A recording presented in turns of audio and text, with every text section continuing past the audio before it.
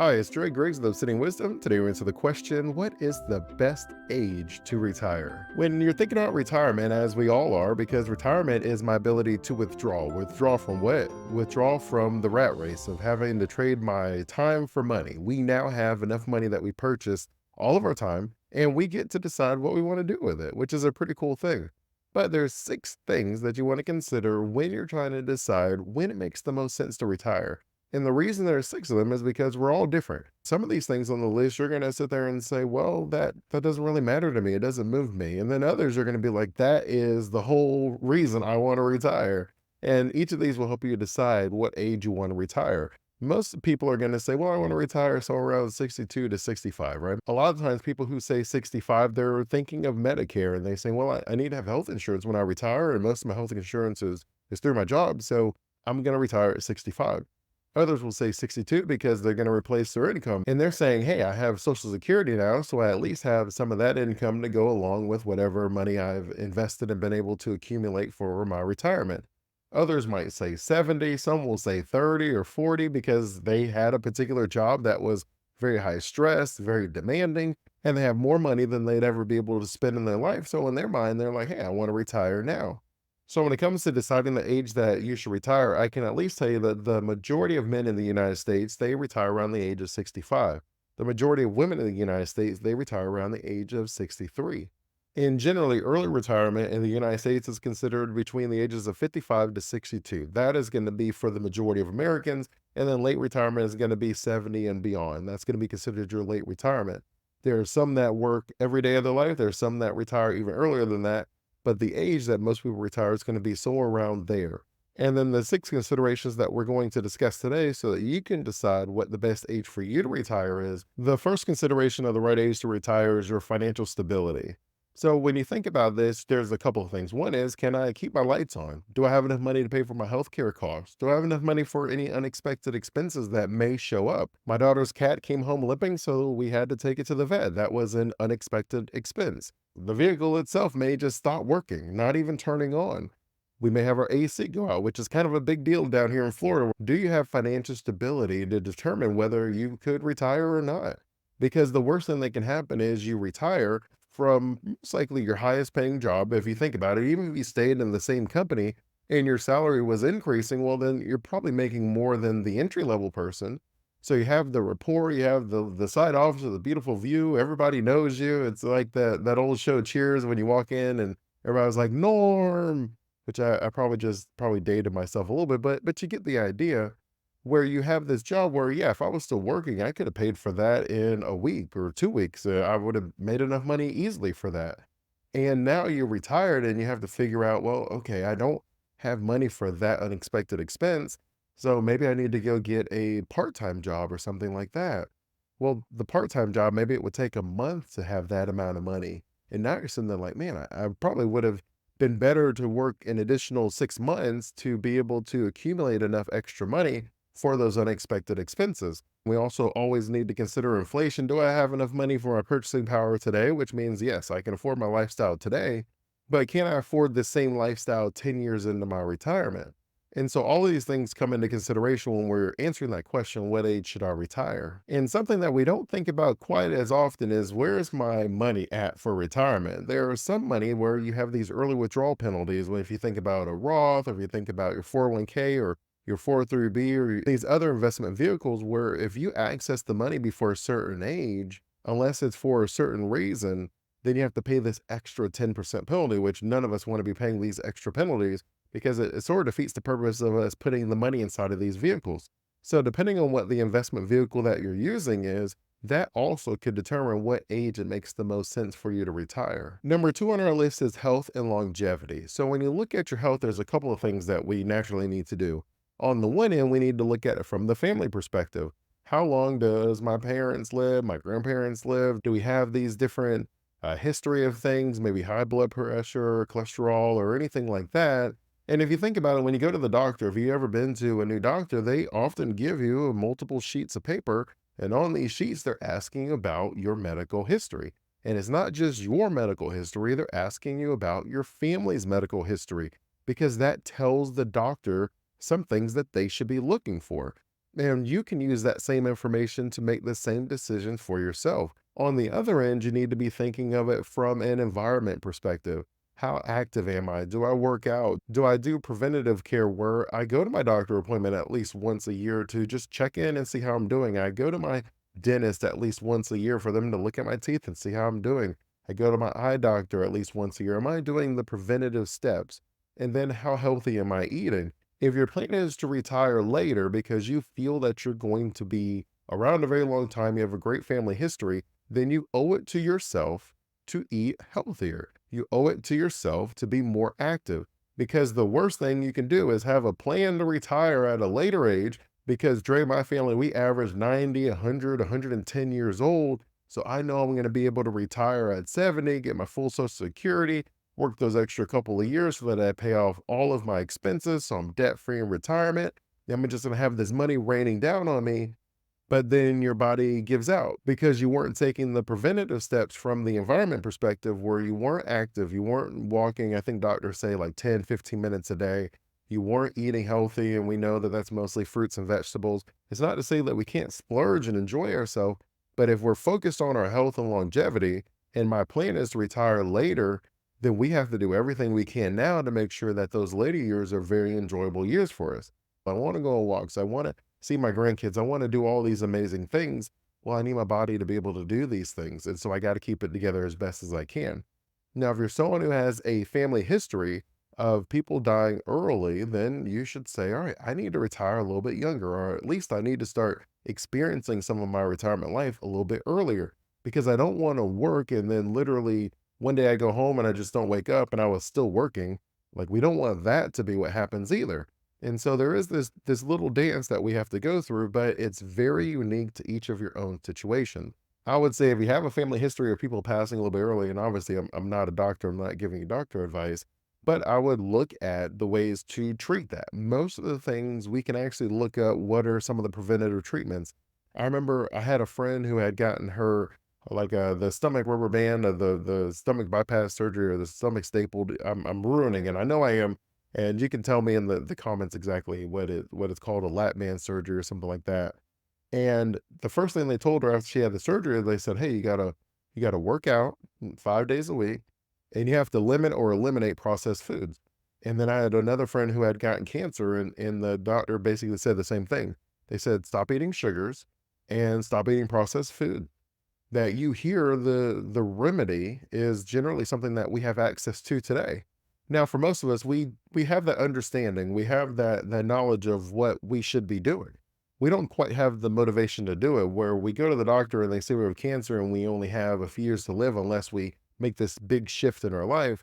We have that motivation now where we have this real present consequence, and we know that if we don't make a change, then this is going to happen.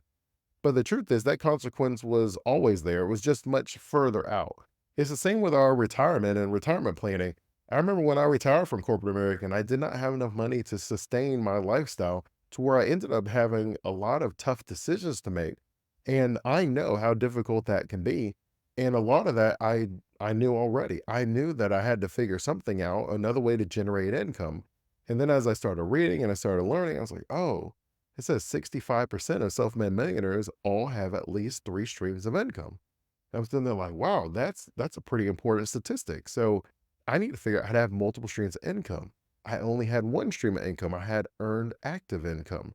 Well, that messes up the whole retirement thing, because I was leaving the workforce. I was retiring from working actively in a corporation. I wanted to be able to work on my own as an entrepreneur, which will be one of the other things that we'll talk about a little bit later in this as far as the consideration. But as you learn these things, you're like, well, I technically sort of knew that. I had to be able to pay bills some way, but it wasn't until I retired that it became a present consequence, where I literally had to figure out, how am I going to pay my mortgage this month? And I couldn't figure it out quick enough, which is why we ended up having to sell that first home. But I knew that I should have had some sort of a plan. I just didn't know what to do. I just didn't know how to put all the pieces together until much later, which is why we created the wealth of retirement system, so that other people don't have to worry about that and go through that. But all of these things are things that we generally know ahead of time. We just don't have quite all the pieces and the motivation and the understanding that this is going to happen anyways. We all know that processed foods are not good for us. We don't feel the need to make the change right away because there's nothing quite pressing right now. But we know that if we continue doing that, we know that that would be worse than if we ate more fruits and vegetables. We all understand that. But our philosophy, our relationship with food decides how we make those decisions early on. And life can change our philosophies. As we go through different experiences, it will naturally impact it. Number three on our list is lifestyle goals. What do you want to do with your time? That's basically what a lifestyle is. How do I want to spend my time? If you're able to travel while working, then you should travel while working. But if you need more time and you have the money, then your lifestyle would say you should retire now. That's the age I should retire, is based on my ability to fund my lifestyle. That I want a certain lifestyle and I have the money to be able to do it. Well, that would be checking off the boxes of retirement. If you have the lifestyle that you want, but you don't necessarily have the ability to fund it, that probably doesn't mean you should automatically just take that leap of faith. We should probably take the time to put a plan together, follow the plan, which is an act of faith. If you really think about it, you put a plan in front of you, you don't know that that plan is going to work out that way in 5 years. But if you put the plan together, follow the plan, and then you retire, well, to me, that the whole action of the plan is a leap of faith. That is a small tweak I would make. Everybody makes this statement where they say, "Oh, if you just take the leap of faith, you'll fall, but you'll be caught before you hit the ground." I don't know. What how do we define the ground? Because when I look at some things, I'm like, I don't know. I hit the ground kind of hard if you look at some of the things that we went through. But I'm still here. I still have my family. I still have my health. So, I guess it worked out. I understand what they were saying and what they're trying to encourage people to do, but I'm trying to encourage you to take a leap of faith differently, putting a plan together. Whatever your lifestyle looks like, let's put a plan together so that you can achieve that lifestyle as quickly as possible. And if that lifestyle allows you to continue working while doing these hobbies and traveling these places where you're able to go on a 2 week cruise because you have the PTO days, or you're able to say, you know what, I don't want to be paid for these days off, but I'm going to go on the trip. Well, they would sit there and say, okay, nothing wrong with that. Then sure, that might work for you. If you have a very demanding career where that's not an option, then we need to say, all right, as soon as we get the money to fund your lifestyle, we got to bounce. Like, that's when we should retire. Now, that leads us nicely into number four, which is personal fulfillment. You should retire when you have the money, right? Unless you find fulfillment from the work that you're doing, where you feel that you are positively impacting the world, the environment, you enjoy the relationships that you have at your work. You've already built it as maybe a passion project within the company. If you enjoy a lot of the work that you do, then you don't really find leisure by not working. Some people like working. I'm someone who likes working. That is my relaxation, is working. And my wife will say we should take more trips and we should relax in these vacations because that is how she's able to unwind and that's how she's able to relax. But that actually stresses me. Now, she knows that, so she doesn't press me too often. But I love working. That is something that I've always enjoyed doing. If you sit with me, I don't sit very long. I generally eat standing up. If I see something sort of messed up around the house, I'm probably going to go ahead and just handle it right then. That it's very hard for me to sit and relax when I know something needs to be done. I'm even that way when I go to sleep. If I'm laying down trying to go to sleep and something comes into my mind, I try to ignore it. It's not that I want to get out of the bed. And sometimes I can write it down in a notebook, and that helps me to be able to just kind of let it go until the morning where I can tell my mind, hey, look, I wrote it down. I won't forget. It's okay. Let's go to sleep. But sometimes I genuinely can't sleep. I have to get up and do something about it. And that's part of the reason I'm a night person. If you talk to my parents, they'll tell you that I've been up always. I'm always a night person because it's hard for me to go to sleep knowing that there's stuff to be done. Because of that, I'm someone who will probably work until it's all said and done in some capacity. Maybe my capacity inside of the firm will change as I hire more financial advisors and build a team and things like that. But I'll always be working. That is my joy. That's my jam. That is my relaxation. But if you're someone who feels unhappy at work because your time is being spent doing things that maybe don't excite you, maybe don't move you in the way that it used to when you first started that career, maybe it's never moved you and you've always made the decision based off of what you felt was the responsible thing to do, then retiring sooner would be great for you. Why not retire in your 50s so that you can get away from work and spend that much more time enjoying all that life has to offer? Also, some careers are very stressful where they're just not designed for you to be there that long. When I worked at a couple of Fortune 50 investment banks, it was well understood that the traders, the ones that would run the trades in the stock market, that they generally wouldn't work longer than 20 years. It's a very stressful job. They have to wake up at 5 in the morning, they have to read what happened in the London markets, they have to read what happened in the Asian markets, they have to get ready for all of the news and information as they get ready to open the American markets. And they're sitting there have to analyze all of this information to be able to figure out what makes the best trade.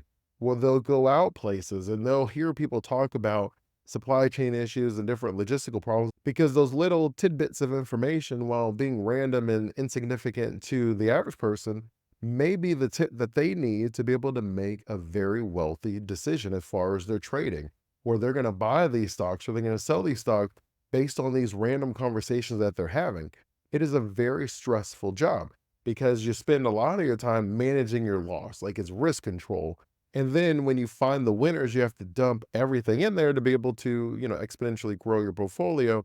But that's very tough because in the back of your mind, you're like, what if I'm wrong? What if something changes? Where based on the information I've analyzed, this company should go bankrupt. But what if the government decides they're going to bail the company out? And so I'm shorting this company thinking they're going to go bankrupt. Shorting is a very fancy way of saying I'm betting on them losing.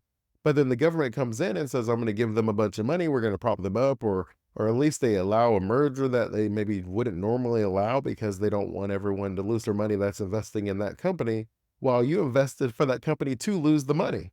It's a very stressful job because there's so many factors when it comes to trading that it's very difficult for someone to do longer than maybe 10, 20 years, at least in that same capacity. Not to mention the firm that you're trading for, they expect results every single year. The clients that you manage, they expect results every single year. And at some point, if you literally have millions and millions and millions of dollars, you probably say, you know what, it's not worth it.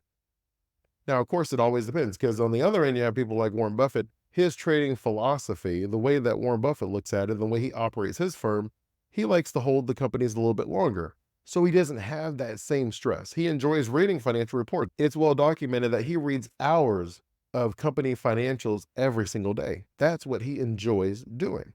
As a result, he's still working at Berkshire Hathaway, not in the same capacity as he obviously did when he first started, but he's still working at the company into his 90s. So this is what we're talking about. When you decide the best age for you to retire, take these into consideration to help you decide whether it should be sooner or whether it should be later. Number 5 on our list is Social Security and pension benefits. If you're someone who has a pension, well, you have to work for a certain number of years to get to the highest level of your pension. And I'll put a link to another video where I go through a case study of the Florida retirement system, which is just a great example of exactly what happens if you retire a little bit too early, where it takes off a percentage of how much you would receive. When I worked at Florida East Coast Railroad, we had the railroad retirement. The railroad retirement fund requires you to work a certain number of years to be able to have access to the highest percentage of your overall income. And then, of course, let's take into consideration, just like Social Security, your highest income earning years, which is why for a lot of people, it makes sense for them to work a little bit longer because then you have more years of my higher income stacked in, and I'm removing some of those early years where I wasn't making as much. A lot of people make that decision when we talk about maximizing Social Security, maximizing retirement pension. And I'll put a link to a video where I go through ways to maximize Social Security, such as that, and a few other strategies. Now, you also have to keep in mind that you have the ability to make significantly more from Social Security the longer that you wait for retirement. So the earliest you can access Social Security is going to be 62 years of age for most people. And then the number goes up until your full retirement age, which for most of you is going to be 67 years of age. So that's your full retirement. But if you're able to go an additional 3 years and wait till 70, you'll receive an increase in what your income would be. The average Social Security benefit is about $1,800 currently. The highest is going to be around $4,800, and then the lowest is going to be normally around $1,300. So you can see that the majority of people are taking their Social Security early on, and that even the numbers show, I think, somewhere around like 45% of people, Social Security is their main form of income. But when you look at the information on their Social Security website, they will be the first ones to tell you that Social Security is not meant to be the only form of income that you receive in retirement. That is meant to be a supplement, that is meant to cover anywhere between like 25 to 40% of your overall salary. And that number varies depending on how much you earn. I have another video where I go through figuring out how much money you would receive in retirement, and I'll put a link to it there. But the main takeaway that you should have is the more money you make, the lower percentage that gets replaced. The less money you make, the higher percentage that gets replaced, because we have these bin points. And that's a very fancy way of saying that you get a lower percentage of your income after each of those bin points. And for example, at the first bin point, you're able to keep about 90% of your income on the first $1,308 that you make. So everything that you have as far as the first $1,308 a month, you get to keep 90% of that as far as calculating your Social Security benefits. But then the second bin point goes up to $8,228. But everything that's above 1,308 and below 8,228, you only get to keep 32% of that income. So for every $1,000, you only get to keep $320 from those ranges. And then anything over that 8,228, you only get to keep 15% of your income.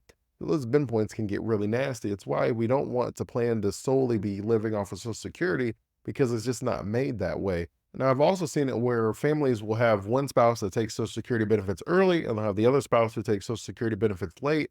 And I'll do a separate video. I haven't done it yet, so I can't put a link to it like I normally do. But I'll do a separate video where I go through some of those strategies, because it's a lot that you would be considering. Whether you're working the strategy from a spousal benefits perspective, whether you're working the strategy from an income tax perspective, whether you're trying to figure out whether someone's going to be able to have some sort of income coming in while we allow the other person to wait so we can have more income when we both retire. There are a variety of reasons that you would use that strategy, and I'll make another video where I go into more detail about it. And our sixth and final consideration of deciding what is the right age for me to retire is going to be the economic conditions. Now, normally when we say economic conditions, we're really talking about the volatility of the stock market. Are we in a recession? Are we in economic growth? Does it make sense for me to retire? If I retire this year, then maybe I don't have as much money, which we're really just talking about sequence of returns. And I'll put a chart up so that you can see it. But basically, the way the math works out is if you had a significant loss in the first year and then you went through your retirement, you're going to have significantly less money by the end of your retirement. It drastically increases the likelihood of you running out of money if you retire in a down year. And then what they'll do to prove the point is they will flip the years. So what they'll do is they'll say, okay, if they had big losses in the beginning and then they had big gains as they moved through the rest of their retirement, how much money would they have? And then you flip the exact same percentages, where the big losses you had at the end, I make those the big gains in the beginning. And then the big loss that you had in the beginning of the other one, I make that the big loss that you have at the end. You'll end up with hundreds of thousands more dollars at the end of your retirement, even though you had the exact same situation happen. We just flipped the order. And so for some people, if you're in a recession, you'll sit there and say, well, I'm not going to retire in a recession, because it's not going to work out for me. Dre told me about sequence of returns. I don't want to retire and have a big loss this first year.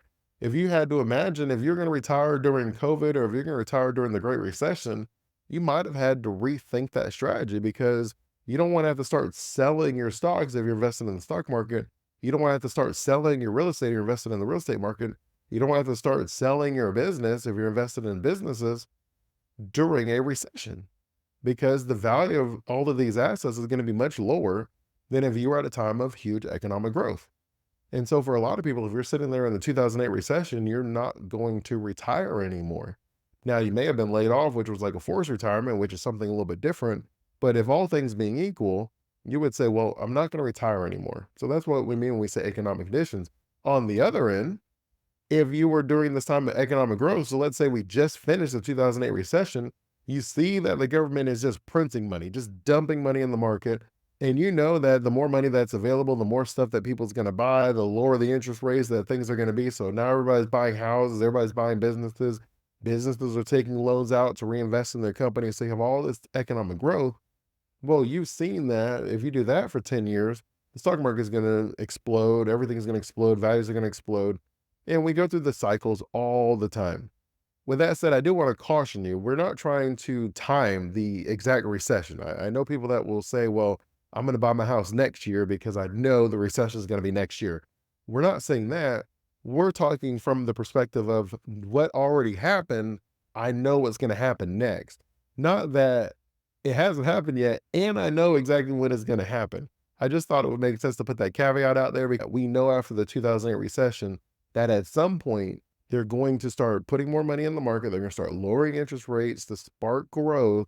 And when the growth is sparked, we can then decide to retire. Not that I know it's going to happen, so I'm going to retire in 2009, because we don't know how long a recession is going to last. Heck, we don't even know if it's only a recession. It might become a depression if you really think about it.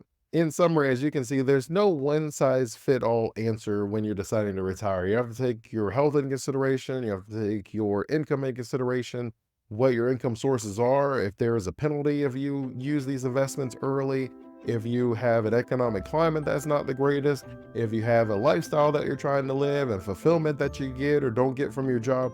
All of these factors come into consideration when you decide what the best age to retire is for you.